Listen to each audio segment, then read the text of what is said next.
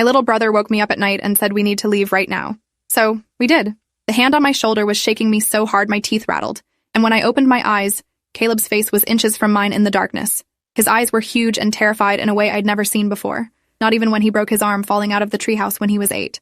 "Avery, we have to go right now," he whispered, his voice cracking on every word.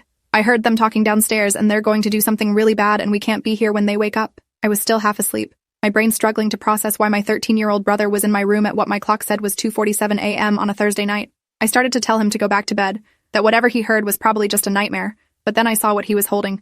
Our dad's hunting knife, the one he kept locked in the gun safe, was gripped in Caleb's shaking hand with dried blood on the blade. My whole body went cold and I sat up so fast I nearly headbutted him. "Where did you get that? Is that blood? Caleb, what's going on?" He was already moving to my closet, pulling out my backpack and stuffing random clothes into it with movements that were jerky and panicked.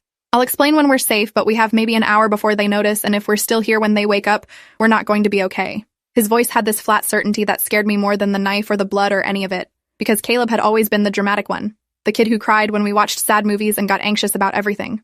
Seeing him this calm while saying something this terrifying meant whatever he'd seen or heard had broken something fundamental in him. I threw off my blankets and grabbed the backpack from him, my hands shaking as I tried to think clearly through the adrenaline suddenly flooding my system. "Tell me right now what happened or I'm not going anywhere." Caleb's face crumpled for just a second before he forced it back into that scary, calm mask. I woke up to use the bathroom and I heard Mom and Dad talking in the kitchen. They didn't know I was awake. They were talking about how we're getting too old, how we ask too many questions now, how the people they work for said it's time to cut loose ends before we figure things out. His voice dropped even lower and I had to lean in to hear him. "Mom said your name first, Avery. She said you've been asking about why we never visit grandparents or why we don't have any baby pictures from before we moved here. Dad said we could handle it this weekend when we go on that camping trip they've been planning. Make it look like an accident. 2 kids drowned in the lake. Tragic story. Happens all the time." I stared at him, my brain refusing to process what he was saying because parents don't talk about killing their own children. Parents argue about bills and curfews and whose turn it is to do dishes. They don't plan murders. But then I remembered things that had never quite made sense.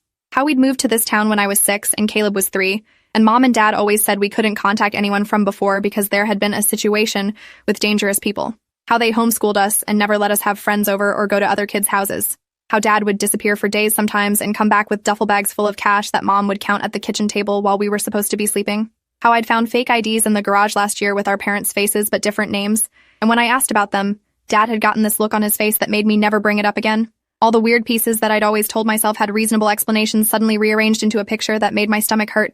"The knife," I whispered, pointing at it with a hand that wouldn't stop shaking. "Why do you have Dad's knife and why is there blood on it?" Caleb's eyes filled with tears, but his voice stayed steady. "I went to the gun safe to get something, anything we could use to protect ourselves if they tried to stop us from leaving, but it was already open and